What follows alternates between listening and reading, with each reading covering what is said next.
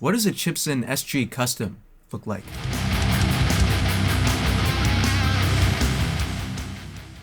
We have another Chibson here to unbox, and rather than being a Les Paul like it usually would be when you get a fake Gibson, it's a SG.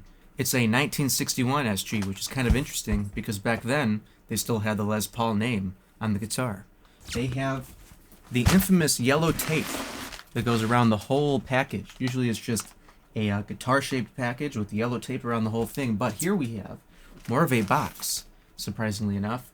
And so we also have a knife, and we're going to open this baby up. And then we'll plug it in, see how it sounds. And then we have a couple different mods to make, change the pickups and things like that to make this a badass guitar. So I think the best thing to do is to cut this here, and then inside you have that yellow tape that I was talking about. Alright, we got it out of that box and all that craziness, and now we just have some styrofoam on here. Take that off. You have a little piece down there for the tremolo, because it does in fact have a tremolo. So let's take our first look. There's some writing in Chinese up here. I do not know what that says, but I believe it's Chinese. Everything so far is looking quite nice.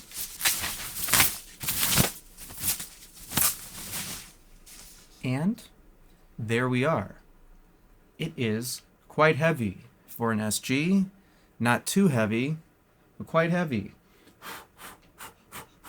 Styrofoam all over it. White, 1961, Les Paul SG. There it is, ladies and gentlemen. There's your first look. That headstock has a pretty deep incline. Is that an actual Gibson incline? Degree? Bend to that headstock? Oh boy, that is a great looking instrument. I cannot complain at all there. That tremolo seems pretty decent. Not too shabby. Look at that. I suppose we could plug it in and get a quick sound test.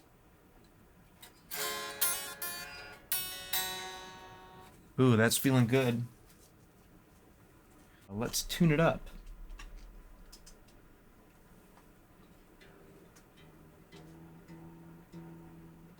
Pretty good so far. These tuners feel like doo-doo poo-poo. But besides that,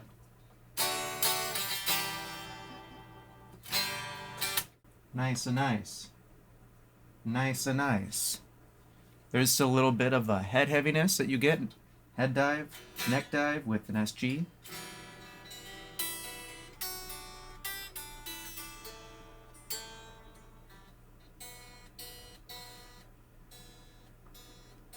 It's already falling out of tune. And we have a little bit of rattling on the bridge. That's not super uncommon.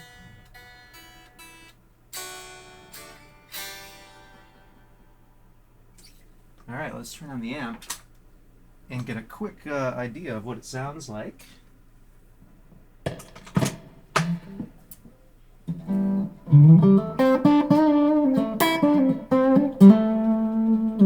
That's on the neck, middle. And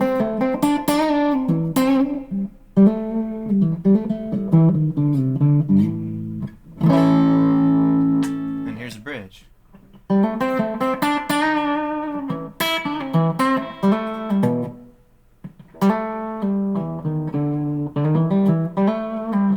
It's got really cheap strings on it, kind of like nines that don't feel great, and that's easy to change.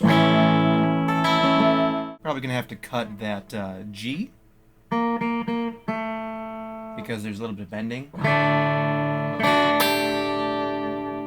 That tremolo, that works pretty well, surprisingly.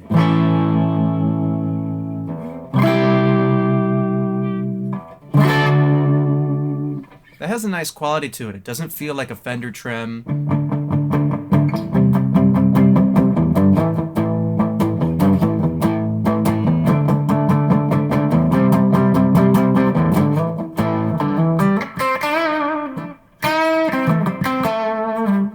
Let's take a look at this neck material. The inlays are cut exceptionally well. There's no chipping in the wood. or weirdness in the wood. It's nice and clean routing for the inlays. And the wood is rosewood, and it looks super good. It looks like it might be dyed, like a nice darker color.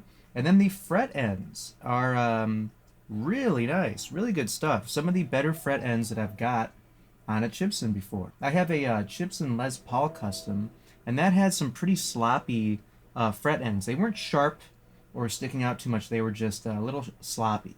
On here, they feel nice and smooth. When you get above the 12th, maybe more like the 15th, 16th fret, they get a little sharp, but nothing that's going to really upset you. And the frets themselves seem to be cut and leveled pretty well. I'm pretty sure this is actually mahogany because it sounds like mahogany. It has that bassier kind of low mids quality and sustain that mahogany has.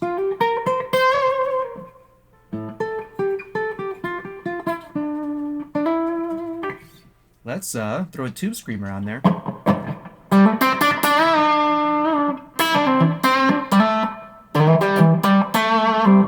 Let's go back to the neck.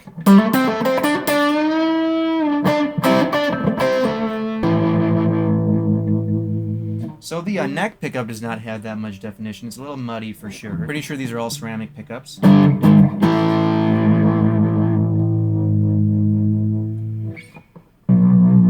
Sweet. Let's turn off the tube screamer and turn on a fuzz.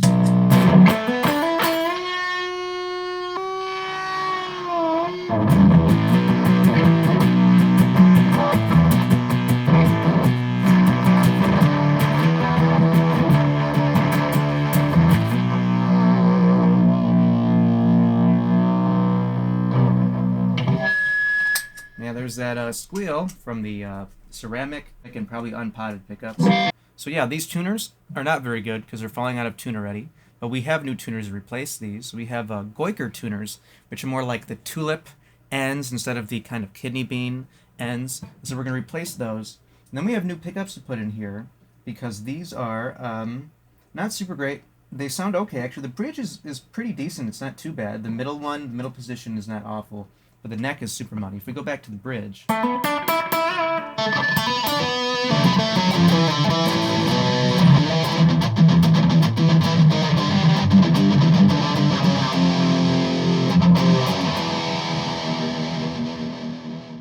So first impressions and thoughts. Good stuff. Really good stuff. I just need to change these tuners so I can actually sit here and play it for more than a second without it going out of tune. But we will be back to change these machine heads and these pickups and anything else this guitar might need. So stay tuned. Thanks for watching.